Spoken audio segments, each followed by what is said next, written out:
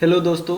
68वीं BPSC का paper discuss कर रहे हैं और काफ़ी डिटेल में डिस्कस कर रहे हैं, सारे ऑप्शन डिस्कस कर रहे हैं, रिलेटेड टॉपिक डिस्कस कर रहे हैं। तो इसीलिए थोड़ा सा टाइम लग जा रहा है क्योंकि लंबा वीडियो हो जा रहा है। तो हम क्या करें, 68वीं की 2 वीडियो ऑलरेडी आ चुके हैं, 70 क्वेश्चन तक ऑलरेडी हम डिस्कस कर चुके हैं। देखो, डिटेल में डिस्कस करना इसलिए ज़रूरी है कि क्वेश्चन रिपीट हो ना हो, बट टॉपिक रिपीट तो होंगे ना। तो टॉपिक रिपीट से बच टॉपिक रिपीट हो और वो टॉपिक हमारा किया होना चाहिए। सिंपल 150 क्वेश्चन मतलब 150 फैक्ट से काम नहीं चलेगा ना। तो इसीलिए हम एक्स्ट्रा फैक्ट डिस्कस कर रहे हैं। इस वीडियो में हम 70 क्वेश्चन से डिस्कस कर रहे हैं 150 तक।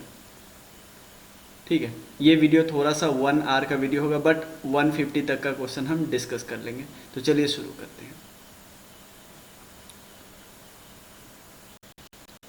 ये हमारे कुछ कोर्सेस है, आप किसी को अवेल करना चाहते हो तो मैसेज कर सकते हो। नंबर आपको पता है 9582062485। एक और नंबर है 9598875847। पहला क्वेश्चन है, swadeshi and boycott movement was adopted as a method of struggle for the first time during the, किस मूवमेंट के बाद किया गया? Partition of Bengal. बंगाल का जब पार्टीशन हुआ उस समय गवर्नर जनरल कौन था, यानी वायसराय था कर्जन। क्या नाम था? Lord Curzon. 1905 में हुआ। और एक और चीज़ याद रखिए, 16 अक्टूबर को फाइनल इफेक्ट में आ गया बंगाल का पार्टीशन। बंगाल का पार्टीशन 2 भागों में बांटा गया। एक तो ईस्ट बंगाल था, ये याद रखिए, ईस्ट बंगाल के साइड में क्या था? आसाम भी था। और वेस्ट बंगाल क्या था? हिंदू मेजोरिटी था। यहाँ पे मुस्लिम मेजोरिटी नहीं था, 3:2 था, याद रखिएगा। इसके अलावा और भी मूवमेंट चलने लगा था उस समय। एक आंध्र प्रदेश में मूवमेंट चला था जिसका नाम था वंदे मातरम मूवमेंट। क्या नाम था? वंदे मातरम मूवमेंट। इसी वक्त रविन्द्रनाथ टैगोर जी ने क्या लिखा था? रविन्द्रनाथ टैगोर जी ने अमर सोनार बांग्ला, और यही बाद में जाके बांग्लादेश का नेशनल एंथम बना था, ये हम सबको पता है। अभी अभी बांग्लादेश का नेशनल एंथम था।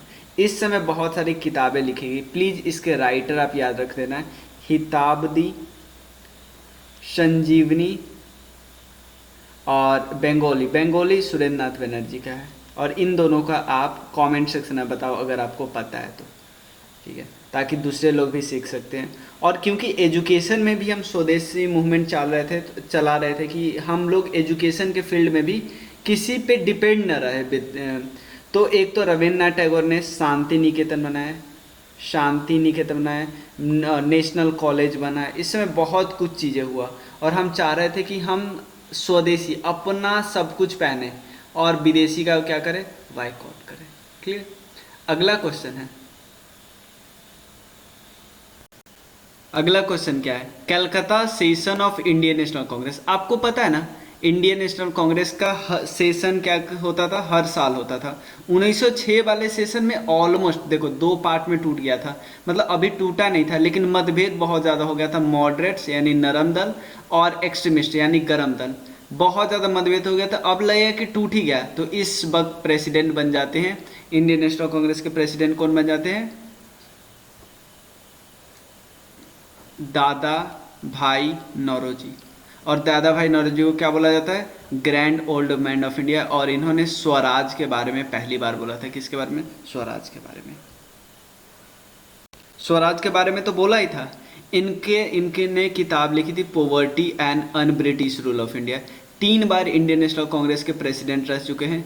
ये जो हम क्या है, ये founder of Indian national Congress है। उस समय इंडियन नेशनल कांग्रेस बना था 1885 में। 72 मेंबर पहली बार जब बॉम्बे में जब मीटिंग हुई थी तो 72 लोग पहुंचे थे। WC बनर्जी प्रेसिडेंट थे। क्या नाम था? WC बनर्जी प्रेसिडेंट थे। क्लियर? एक और चीज याद रखिएगा, डफरिन उस समय क्या था? वायसराय कौन था? डफरिन वायसराय का नाम था। उसके अलावा आप याद रखिएगा, गोपाल कृष्ण गोखले 2005 में जब बंगाल पार्टीशन हुआ था तो 1905 में जो बनारस सेशन हुआ था उसके प्रेसिडेंट बने थे। और इन्होंने बस डिसअप्रूवल की थी, या हम बोल सकते हैं रिजेंडमेंट दिखाई थी कि बंगाल पार्टीशन गलत है। 1907 जब सूरत स्प्लिट हुआ उस समय कौन थे प्रेसिडेंट? याद रखना, सूरत में स्प्लिट हुआ रास बिहारी बोस। और 1909 में लाहौर में सेशन हुआ, और क्योंकि इस समय आपको पता है सेपरेट इलेक्टोरेट पे बात हो चुकी थी, तो इस समय प्रेसिडेंट थे मदन मोहन मालवीय। इन्होंने बिल्कुल डिसअप्रूवल दिखाया कि सेपरेट इलेक्टोरेट होना ही नहीं चाहिए, धर्म के बेसिस पे आप क्या कर राजनीति करें वो होना ही नहीं चाहिए। एक चीज़ याद रखें, दो और याद रखो, 1896 में सबसे पहले वंदे मातरम गाया गया, और 1911 में सबसे पहले क्या गाया गया, जन गण मन। क्या गाया गया, जन गण मन। और 1916 में लखनऊ पैक्ट हुआ, फिर से मिल गए। एक और चीज़ आखिया, जब 1896 में जब वंदे मातरम पहली बार गाया गया, उस समय थे रहीमतुल्लाह एम सयानी प्रेसिडेंट। एम सयानी याद रखें, सयानी। ठीक है, अगला क्वेश्चन हम लोग डिस्कस करते हैं। अगला क्या है, during the freedom struggle A parallel movement launch in the Indian state. याद रखना, प्रिंसली स्टेट की बात करें, लाइक कश्मीर, निजाम के हैदराबाद और ट्रावनकोर में भी मूवमेंट चलने लगा, और वो मूवमेंट भी अंग्रेज के खिलाफ ही था, और ये लोग भी मूवमेंट कर रहे थे। इसका नाम था प्रजामंडल मूवमेंट। क्या है, प्रजामंडल मूवमेंट। याद रख लेना, प्रजामंडल मूवमेंट। अगला क्वेश्चन है, which of the following statement regarding the Indian freedom struggle is not correct. ये बहुत इंपॉर्टेंट है, देखना। महात्मा गांधी जो आज अरेस्टेड इन द एयर। भाई इस समय तो नॉन कॉपरेशन मूवमेंट कर रहे थे, अभी क्यों अरेस्ट होंगे, जब तक चौरी चौरा नहीं होगा, चौरी चौरा के बाद नहीं अरेस्ट होंगे, तो ये तो सिंपल गलत है। अब देख लेते हैं, Gandhi withdraw from non cooperation movement due to Chauri Chaura incident, जो कि फरवरी 1922 में हुआ गोरखपुर में।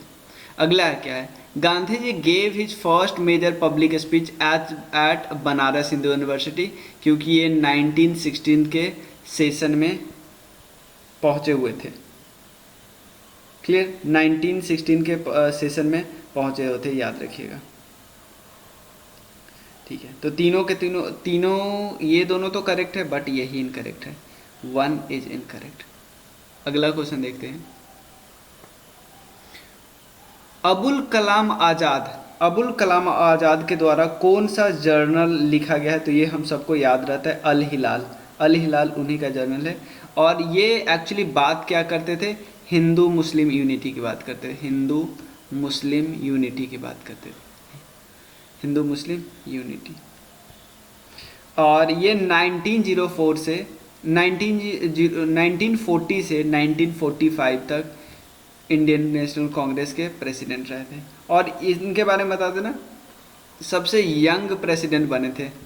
ठीक है, जब 1935 के अप्रॉक्स में बने थे कभी, तो सबसे यंग बने थे, ये भी इनके बारे में याद रख सकते हो। अगला क्वेश्चन क्या है, how did the study of history helps in creating a feeling of nationalism in India towards end of 19th century. अब देखो यहाँ पे क्या हो रहा था, by urging people to struggle and change their miserable condition of life. पढ़ने, ये नॉर्मल बात है कि लोगों को अर्ग किया जा रहा था, समझाया जा रहा था कि आप जो अब स्ट्रगल में पार्टिसिपेट लीजिए। क्यों, क्योंकि ब्रिटिश रूल में आपका जो हालत ख़राब है, उस हालत से आपको बाहर लाना है। By reinterpreting history and refuting the British portrayal of Indians as a backward, ये भी हटाना है ना, क्योंकि ब्रिटिश ने क्या पोर्ट्रेट किया था कि इंडियंस बैकवर्ड है, प्रिमिटिव है, इनकैपेबल है, कि वो अपने आप को गवर्न कर ही नहीं सकते, और इंडिया के ग्लोरियस पास्ट को दिखाना। तो इसमें कौन कौन से स्टेटमेंट करेक्ट है ये आपको बताना है, सबके सब स्टेटमेंट करेक्ट है। ठीक है ना, ऑप्शन 1 भी, 2 भी, 3 नॉर्मल ऑप्शन है ना, देखो ना, कोई आपको नहीं ना लग रहा है ऐसे। Which of the following statement is not correct regarding the non-cooperation movement in towns? पहला क्या ऑप्शन है, ओनली द अपर कास्ट, क्योंकि नॉट करेक्ट पूछ रहा है, only the upper caste, only, ये आपको दिमाग चमक जाना चाहिए। Upper caste and rich to part in the movement, नहीं, हमें तो पता है मूवमेंट बहुत अच्छा हुआ था, तो सिर्फ रिच पार्ट लेगा, अपर कास्ट पार्ट लेगा, तो कैसे होगा, तो एक तो आंसर ये गलत होगा, तो ये भी आंसर में होना चाहिए, तो ये तो सीधा सीधा आपको गया। अगला, the council election were boycotted even by the Justice Party of Madras. देखो, सभी पार्टी ने बायकॉट कर दिया, बट जस्टिस पार्टी ने क्या किया, नहीं किया, तो ये भी ऑप्शन गलत है। Thousands of students left government-controlled school, headmaster and teachers resigned and lawyer gave up their practice. ये नॉर्मल स्टेटमेंट है, तो 3 तो कभी भी आंसर में होगा ही नहीं, क्योंकि 3 सही है, तो 3 सही है तो ये आंसर में नहीं हुआ, सिर्फ एक ही ऑप्शन हमारे पास बचा 1 और 2। क्लियर? ऐसे क्वेश्चन देखो बहुत आसान से हो जाते हैं। अगला, A sannyasi who came to that district after a spell as an indentured laborer in Fiji, carrying a copy of Tulsidas Ramayana on his back, from he would recite verses to rural audience. The peasant leader referred to as a, क्या बोला जाता है उनको? बाबा रामचंद्र। क्या बोला जाता था? क्या बोलते हैं उनको? बाबा रामचंद्र। क्लियर? बाबा रामचंद्र। इन्होंने बहुत सारी लड़ाइयाँ लड़ी, लैंडलॉर्ड के खिलाफ में बहुत सारी लड़ाई रही। नॉन कॉपरेशन मूवमेंट के आसपास की बात करते हैं। अगला क्वेश्चन है, ऑल इंडिया हरिजन संघ के फाउंडर कौन थे? हम सबको होता है महात्मा गांधी थे ऑल इंडिया हरिजन संघ के फाउंडर। क्लियर? अनटचेबल्स के लिए बात करते थे, ये सब याद रखिए। इनका न्यूज़पेपर भी आते हैं, गांधी जी का है हरिजन। On February 20, 1947, Prime Minister Attlee announced that British government decision to withdraw from India। ये कब मतलब बाहर होंगी? कब बाहर होंगी ब्रिटिश इंडिया? कब बाहर होंगी इंडिया से? ये डेट था, ठीक है, जून 1947-8 में बात किए थे, बट बाद में माउंटबेटन प्लान आया जिसको 3 जून प्लान है, जून 3 प्लान बोलते हैं। उसके बाद उस डेट को क्या किया गया? कम किया गया, याद रखना। स्वराज दल जो बिहार में है, बिहार में जो स्वराज दल है उसका स्थापना किसने किया? श्री कृष्ण सिंह ने किया। कब किया? 1923 में। किसने किया? श्री कृष्ण सिंह ने।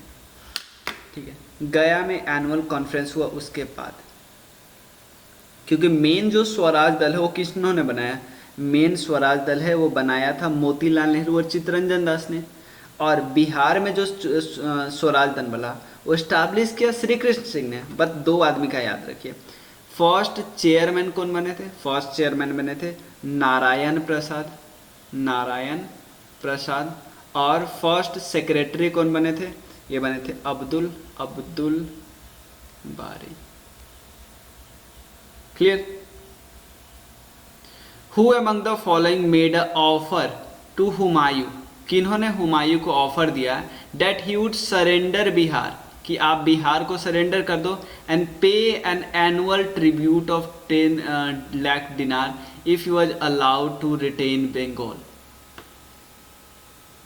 देखो, ये एक्चुअली शेर शाह सूरी ने कहा था हुमायूं को कि आप बिहार को हम दे दे रहे हैं, बट बंगाल उनके पास रहने दिया जाए, और वो हर साल 10 लाख दिनार देंगे बंगाल रखने के पक्ष में। ठीक है, क्योंकि उस समय उस पे देश पे किसका राज था? हुमायूं। बट हुमायूं से फिर लड़ाई हो गई। 2 लड़ाई इंपॉर्टेंट है। 1539 में लड़ाई लड़ी थी बैटल ऑफ चौसा, और फिर लड़ाई लड़ी थी 1540 में बैटल ऑफ बेलग्राम। दोनों में हुमायूं के हार, याद रखिएगा। उसके बाद हुमायूं को भागना पड़ा था। विक्रमशिला यूनिवर्सिटी, देखो विक्रमशिला यूनिवर्सिटी किसने बनाई थी? ये बनाई थी धर्मपाल ने। और धर्मपाल ने इवन लगभग कुछ गांव भी दिया था। गांव किसको दिया था? नालंदा यूनिवर्सिटी को। गांव देने का मतलब क्या था? गांव देने का ये मतलब था कि उस गांव से जो कमाई आएगी ना, वो एज ए ट्रिब्यूट दिया जाएगा नालंदा यूनिवर्सिटी को। क्लियर हुआ? एज ए ट्रिब्यूट दिया जाएगा नालंदा यूनिवर्सिटी को। तो धर्मपाल ने, लेकिन नालंदा यूनिवर्सिटी को बनाया किसने था? बनाया था कुमारगुप्त ने। किसने बनाया था? कुमारगुप्त ने, याद रखिएगा।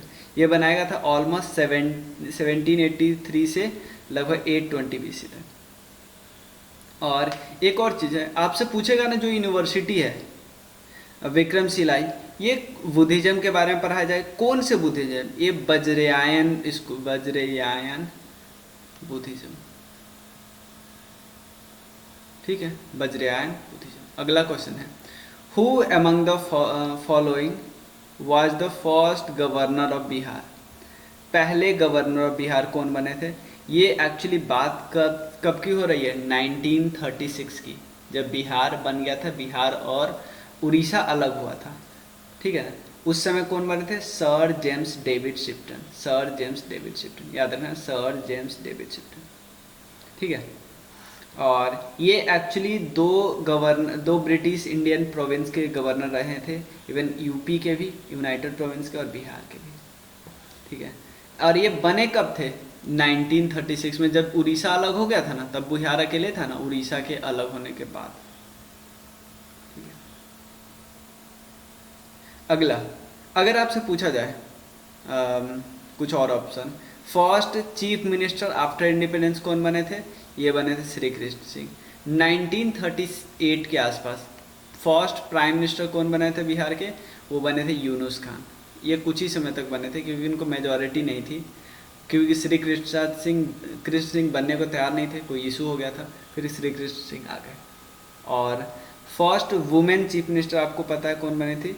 राबड़ी देवी, ठीक है।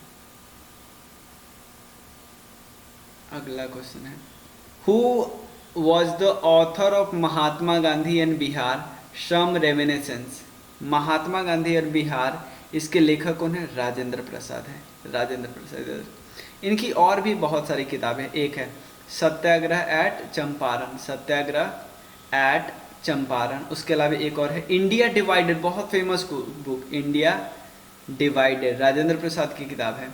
उसके बाद इनकी ऑटोबायोग्राफी, अपनी ऑटोबायोग्राफी लिखी, आत्मकथा, आत्मकथा। उसके बाद महात्मा गांधी, ये बापू के कदमों में, ये बहुत अच्छा किताब है, बापू के कदमों में। संपूर्ण क्रांति इन्होंने लाया था, जयप्रकाश नारायण ने। और दिवाली के समय पे हाजीपुर जेल तोड़ के भागे थे 5 लोग और के साथ, ठीक है। ओल्डेस्ट चर्च, बिहार का सबसे पुराना चर्च कौन है? पादरी की हवेली, ठीक है ना। बिहार का सबसे पुराना चर्च कौन है? पादरी की हवेली। कहाँ पे स्टैब्लिश है? पटना में, ठीक है ना, पटना में, याद रखिएगा। उसके बाद जो स्टेफन चर्च है, ये भी पटना में है। और उसके अलावा ल्यूक चर्च, ये भी पटना में है, और ये पटना गांधी मैदान से लगभग 12 किलोमीटर दूर है, ठीक है, याद रखिएगा।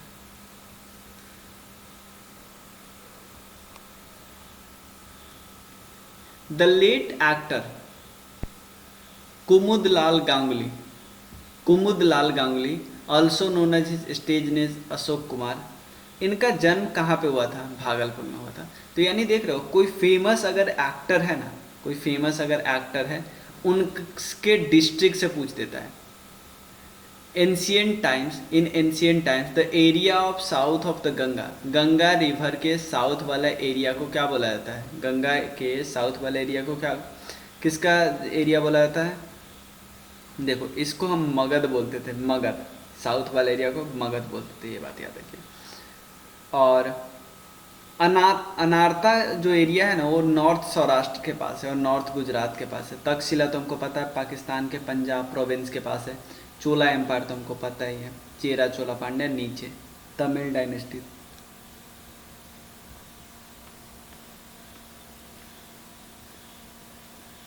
ठीक है, अभी क्या पटना गया वाला एरिया में। When did the use of iron, iron का यूज इंडियन सब कॉन्टिनेंट में कब से होने लगा? देखो, आयरन का यूज हम लोग को पता है कब से यूज होने लगा, लगभग वैदिक पीरियड में आ गया था। वैदिक पीरियड यानी लगभग वहाँ से 1500 बीसी, और आजकल आज 2000 मान लो, तो लगभग 3500 साल पहले। तो 3500 साल कोई ऑप्शन ही नहीं है, तो डी ई का ऑप्शन होगा सही। क्योंकि इंडस वैली सिविलाइजेशन के लोगों को पता ही नहीं था ना, इंडस वैली सिविलाइजेशन के लोगों को तो पता ही नहीं था किसके बारे में? आयरन के बारे में। अगला क्वेश्चन है, according to the rock inscription in Sanskrit composed around 2nd century C, Sudarshan lake एक आर्टिफिशियल रिजर्वायर है, ये किसके द्वारा प्रिपेयर किया था? रुद्र दामन के द्वारा, याद रखिए, रुद्र दामन के द्वारा किया गया था, रुद्र दामन। ये काफ़ी इंपॉर्टेंट है, कई बार क्वेश्चन पूछा, डायरेक्टली यही पूछता है। और उसके अलावा आपसे पूछा जाएगा जूनागढ़ इंस्क्रिप्शन, ये भी रुद्र दामन के बारे में है, ठीक है। अगला है the temple of Deogarh near Jhansi and the sculpture in the temple of Garhwa near Allahabad are important remains. किसके इम्पॉर्टेंट रिमेंस है?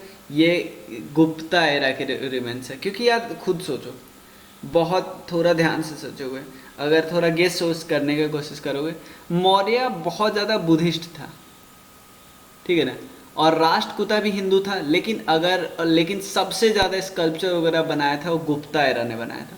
इसीलिए अगर मैं एग्जाम देता तो मैं गुप्ता के साथ जा रहा था, ठीक है ना, और एक गुप्ता करेक्ट था, ठीक है। कुछ तो आपको थोड़ा बहुत गेस करना पड़ेगा कहीं कहीं पे।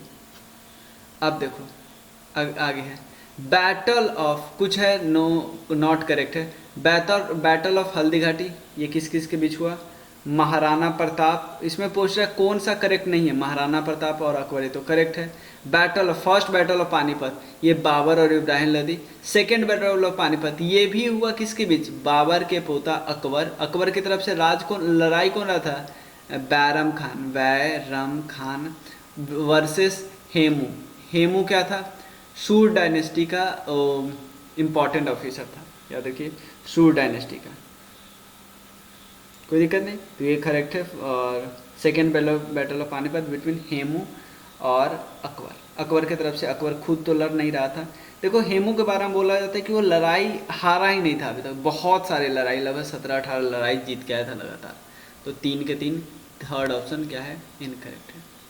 ड्यूरिंग द दिल्ली सल्तनत द डेजिग्नेशन मुकद्दम या चौधरी, मुकद्दम वर्ड और चौधरी जो वर्ड होता है नाम से, चौधरी नहीं होता, विलेज के हेड को बोलते चौधरी।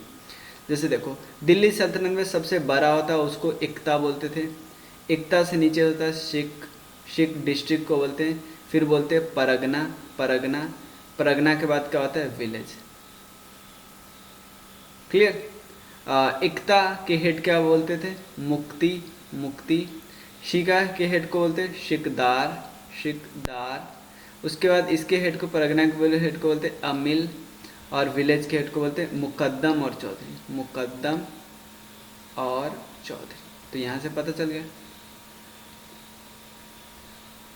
अगला क्वेश्चन है तवाकत ए Akbari which has been sometimes considered as more reliable than Abul फजल अकबरनामा। देखो तवाकत ए अकबरी ये बोला जाता है कभी कभी कि ये अबुल फजल के जो अकबरनामा है ना उससे ज़्यादा रिलायबल है। तो आपको बताना है कि तवाकत ए अकबरी किसके द्वारा लिखा गया? तवाकत ए अकबरी लिखा गया निजामुद्दीन अहमद के द्वारा। किसके द्वारा? निजामुद्दीन अहमद के द्वारा। गुलबदन बेगम के बारे में तो हमको पता है कि क्या लिखा गया? हुमायूं नामा। और अब्दुल हामिद लाहौरी के द्वारा पादशाह नामा। क्लियर? अगला क्वेश्चन है who among the following famous ruler founded a suburban township in Nagalapuram near Vijayanagar और आफ्टर हिज मदर नेम।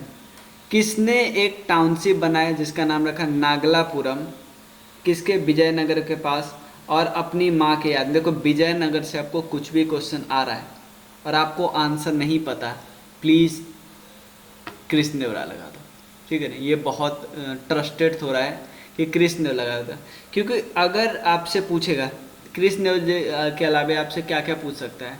ज़्यादा से ज़्यादा पूछेगा कि फाउंडर, लड़ाई किसके समय में हारे, जो ताली कोटा वाला लड़ाई हुई वो किसके समय में हारे, और कोई जो फॉरेनर्स आए थे वो किन के समय में आए। इसके अलावा कोई भी आर्ट कुछ भी कृष्णदेवराय के समय का पूछेगा। अगला क्या है?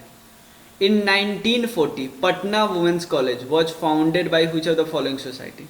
1940s में पटना वुमेन्स कॉलेज बनाया गया किसके द्वारा? ये इंपॉर्टेंट है, सिस्टर ऑफ एपोस्टोलिक कार्मेल के द्वारा। अगला क्या है? Who among the following headed the 2 Bombay Commission and set up to delineate the international frontier between India and Pakistan? ये साइरिल रेडक्लिफ ये बनाया था। ये इसने अपना रिपोर्ट पता है कब दे दिया था? 12 अगस्त को ही रिपोर्ट दे दिया था, बट ये रिपोर्ट को पब्लिक किया गया 17 अगस्त को, पता है ना, 17 अगस्त को किया गया। अगला क्वेश्चन है Who introduced the system of mahalwari settlement in Bengal? System of mahalwari settlement, देखो कॉर्नवालिस के बारे में तो हम लोग को याद है, कॉर्नवालिस के इसमें था परमानेंट सेटलमेंट और जमींदारी सिस्टम। परमानेंट सेटलमेंट और जमींदारी सिस्टम। महलवारी में एक्चुअली एक विलेज सिस्टम होता था और इसको किसने दिया था? हॉल्ट मैकेंजी ने, याद रखिएगा।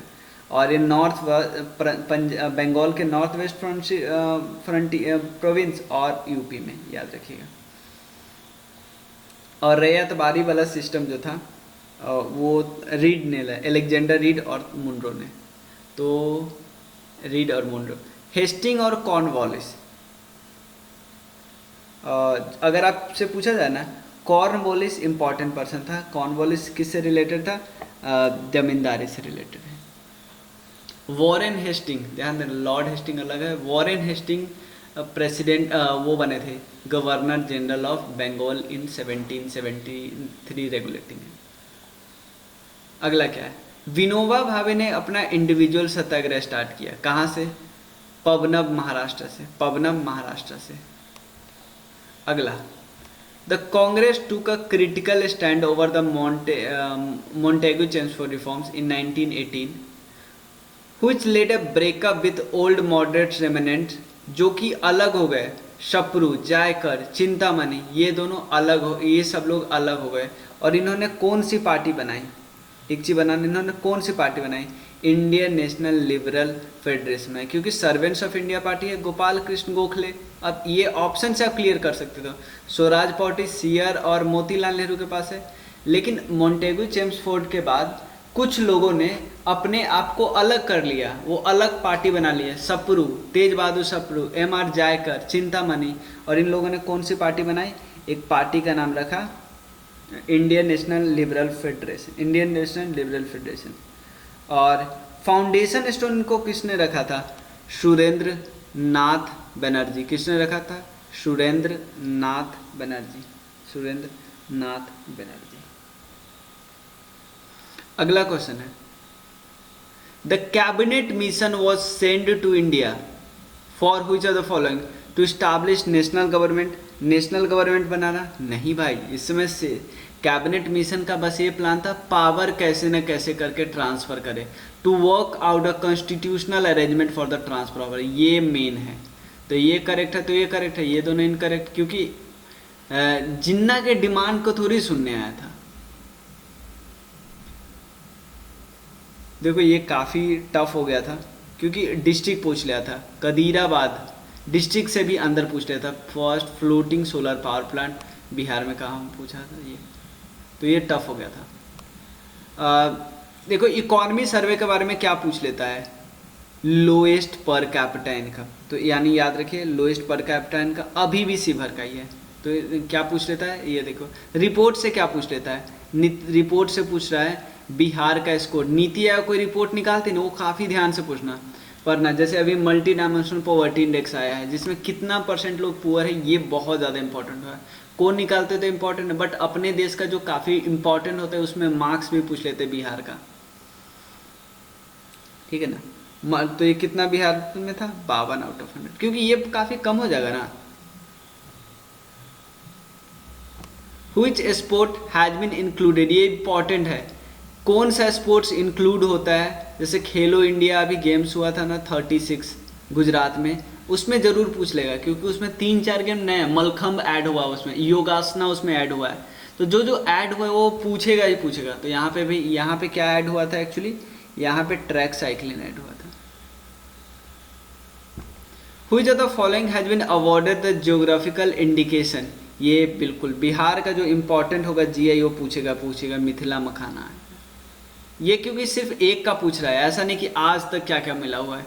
यूनेस्को वर्ल्ड हेरिटेज साइट 2022 में, देखो ये एक्चुअली ना गलत न्यूज़ आ गया था, ठीक है ना, कहीं अफवाह फैल गया था। तो एस्ट्रोनॉमिकल ऑब्जर्वेटरी लंगर से, लेकिन ये गलत था, ठीक है ना। ऑप्शन है ई, कोई ऑप्शन ही नहीं है इसमें। इन द ईयर, देखो बिहार में रैंकिंग पूछ रहा है। देखो रैंकिंग भी बिहार से पूछ लेता है, पॉइंट भी पूछ ले रहा है, तो ये तो वैसे भी हमको याद नहीं रखना ना, पुराना है। देखो गंगा जल आपूर्ति योजना, सिंपल। कोई स्कीम कहाँ से स्टार्ट हो रही है भी पूछ लेगा। Which of the following association या बोट्स डिक्लेयर इक्वल, जैसे मेन एंड वुमेन, प्रोग्रेसिव कोई भी स्टेप लिया गया ना तो उसे पूछ लेगा। ये इंपॉर्टेंट है। Urbanisation of state has increase very rapidly in the last 10 year. Urbanisation बढ़ा है, इससे बिहार में जो इतना परसेंट था वो इंक्रीज हो गया, कितना हो गया 11.3 से 15.3 हो गया। ये बहुत बहुत इंपॉर्टेंट फैक्ट था।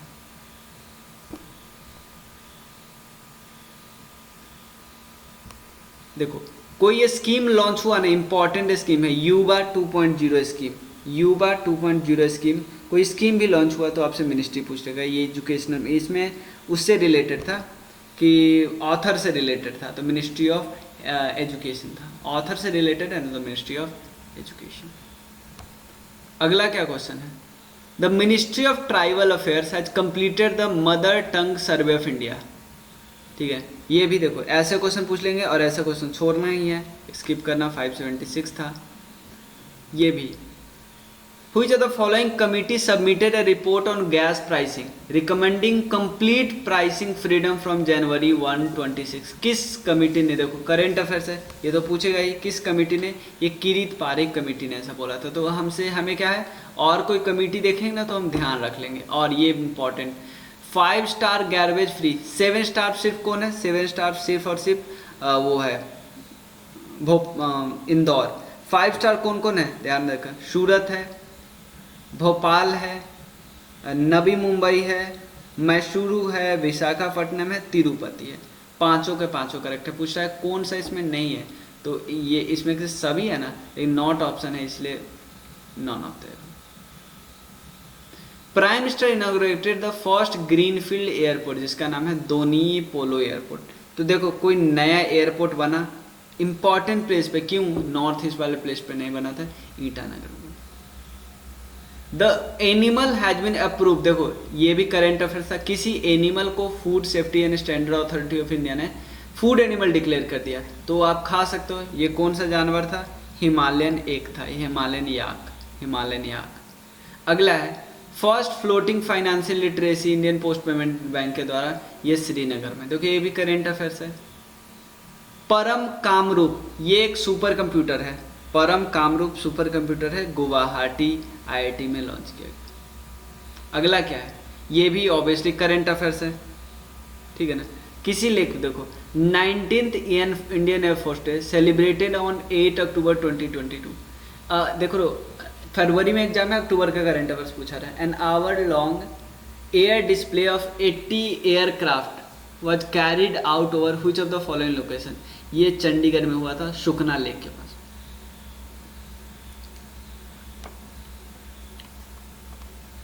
देख रहे हो ना कि करंट अफेयर से कैसे क्वेश्चन आता है, ये बहुत इंपॉर्टेंट है। नेशनल न्यूट्रिशन जो पोषण अभियान में जो एक पोषण माह घोषित किया गया था, क्या घोषित किया था, पोषण माह, वो सितंबर में पोषण माह। उसके अलावा रिसेंटली लॉन्च फाइनल, ये फाइनल मॉड्यूल पूछ रहा था, तो हमें अब समझ में क्या आया कि जो इम्पोर्टेंट देश है लाइक चाइना, स्पेस से रिलेटेड रसिया, और उसके अलावा नासा, तो इसके जो इम्पोर्टेंट पार्ट होंगे ना उसको भी हम देखना है। फाइनल मॉड्यूल जो है चाइना का तियांगोंग स्पेस स्टेशन का, उसका रिसेंटली लॉन्च किया फाइनल मॉड्यूल, उसका नाम क्या है, मेंगटियन याद रखना। Which of the following is a world's largest volcano, जो कि इरेप्ट हुआ पहली बार 38 साल में। वर्ल्ड का लार्जेस्ट वोल्केनो जो है वो इरप्ट हुआ कहाँ पे, पहली बार पिछले 38 साल में, ये है माउना लाओ। माउना लाओ कहाँ पे, माउना लाओ हवाई में, ये एक सील्ड वोल्केनो याद रखिएगा। सेकेंड ये यंगेस्ट वोल्केनो है हवाई आइलैंड का, सेकेंड यंगेस्ट वोल्केनो माउना लाओ। अगला क्या करंट अफेयर्स है, ये भी माली एल्माइडा, ये करुण तिलका जी ने लिखा है, ये भी ऑब्वियसली करंट अफेयर्स का है। थीम पूछ ले रहा है, थीम इंपॉर्टेंट होता है ना, स्पेस एंड सस्टेनेबिलिटी, यानी थीम आप आगे पढ़ोगे तो थीम देखोगे, ये भी ऑब्वियसली ये इंपॉर्टेंट है। न्यूक्लियर फ्यूजन ब्रेक थ्रू, कोई बहुत इंपॉर्टेंट चीज़ हुआ ना, ये लॉरेंस लिमोर नेशनल लेबोरेटरी में हुआ। कोलिन्स डिक्शनरी का word of the year 2022 pharma crisis, तो करंट अफेयर्स पे देख रहे हो कैसे पूछा जा रहा है, और ये बहुत इंपॉर्टेंट है। Drought, international drought resilience alliance Senegal के साथ मिलके किसने किया? स्पेन ने। तो इंटरनेशनल करंट अफेयर देख रहे हो, आसान आसान आ रहा है। और the embassy of which country applied for a GI tag for nihonshu, ये नाम से ही पता चल रहा है। और आप किसी दूसरे देश में जीआई टैग का अप्लाई करोगे तभी करोगे जब उसके साथ बहुत अच्छा रिश्ता होगा, इसमें जापानी।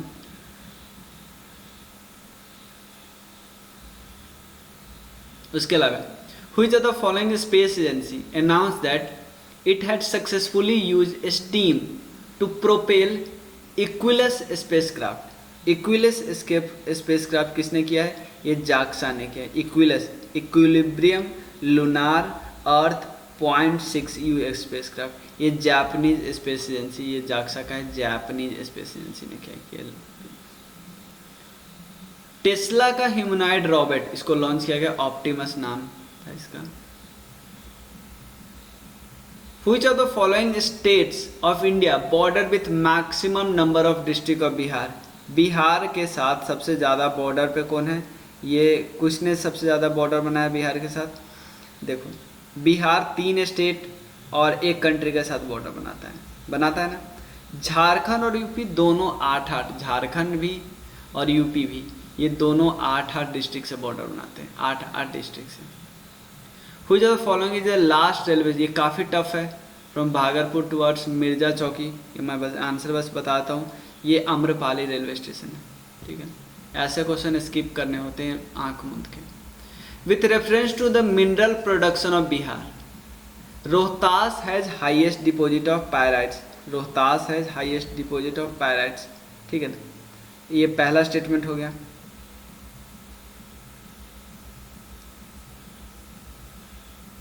ये करेक्ट है। और एक चीज़ आपको पता है, लगभग 90% से ज़्यादा, 95% से भी ज़्यादा जो पायराइट्स का निकलता है ना, वो बिहार से निकलता है। तो पहला तो करेक्ट हो जाएगा। लाइमस्टोन आपको कहाँ पे मिलता है? कैमूर में मिलता है, भभुआ, और मुंगेर में, रोहतास डिस्ट्रिक्ट में, ये भी करेक्ट है। थर्ड है गोल्ड अभी अभी जमुई में मिला है। तो तीनों के तीनों करेक्ट है, तो मोर देन हुआ ना।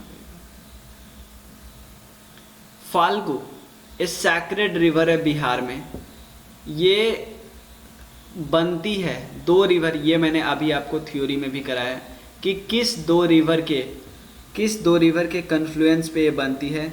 देखो, निरंजना रिवर, एक लीलांजन रिवर आती है, लीलांजन रिवर, और मोहाना रिवर, ये दोनों मिलती है ना, उसके बाद ही नाम क्या होता है? फाल्गु। क्या नाम है? फाल्गु। और नीलांजन को निरंजना या नीलांजल रिवर भी बोलते हैं, याद रखिए, नीलांजन। और जो फाल्गु रिवर का जो माउथ है ना, वो है पुनपुन रिवर, याद रखिए, पुनपुन रिवर। फाल्गु रिवर सिर्फ हिंदू के लिए इम्पोर्टेंट नहीं है, बुद्धा के लिए तो इम्पोर्टेंट है ही, ये आपने भी देखा। रामायणा में मेंशन है गया का और फाल्गु रिवर का। In Bihar tea gardens were established for the first time in which of the following place? Tea garden कहाँ पे एस्टाब्लिश हुआ है? बिहार में बात करें, यह है ठाकुरगंज में एस्टाब्लिश हुआ है, याद रखिए, ठाकुरगंज। ये नॉर्थ ईस्ट बिहार में है, ये ध्यान रखिए। अगला क्वेश्चन है, consider the correct order of following district of Bihar as per as ascending decadal population growth. Ascending decadal population growth की बात करते हैं, यानी सबसे ज़्यादा पॉपुलेशन ग्रोथ कहाँ पे हुआ? ये हम सबको होता है मधेपुरा में हुआ। तो मधेपुरा के बाद किशनगंज, किशन के बाद सिवान। तो ऑप्शन 2 इज करेक्ट। मधेपुरा में हुआ 30.65%, और किशनगंज में हुआ 30.40%, सिवान में हुआ 22.25%। सबसे ज़्यादा मधेपुरा का ही है, सबसे लोएस्ट गोपालगंज, इसीलिए वहाँ के सेक्स रेशियो सबसे ज़्यादा है, देख रहे हो। Which food industry dominates among the agro waste? Bihar में एग्रो वेस्ट इंडस्ट्री में सबसे ज़्यादा कौन है? शीरल वेस्ट इंडस्ट्री, नॉर्मल बात है। In the end of mountainous journey of Attock, the Indus River was joined by which river? Attock के पास अपना माउंटेन ख़त्म करता है, प्लेन में आ गया, तो इंडस रिवर ज्वाइन करता है एक रिवर से अफगानिस्तान में। कौन रिवर है? नाम है काबुल रिवर। क्या नाम है? Kabul river. Which one of the following is well publicized wildlife campaign in the world launched in 1973? 1973 में प्रोजेक्ट टाइगर आया, अभी आपको पता ही है।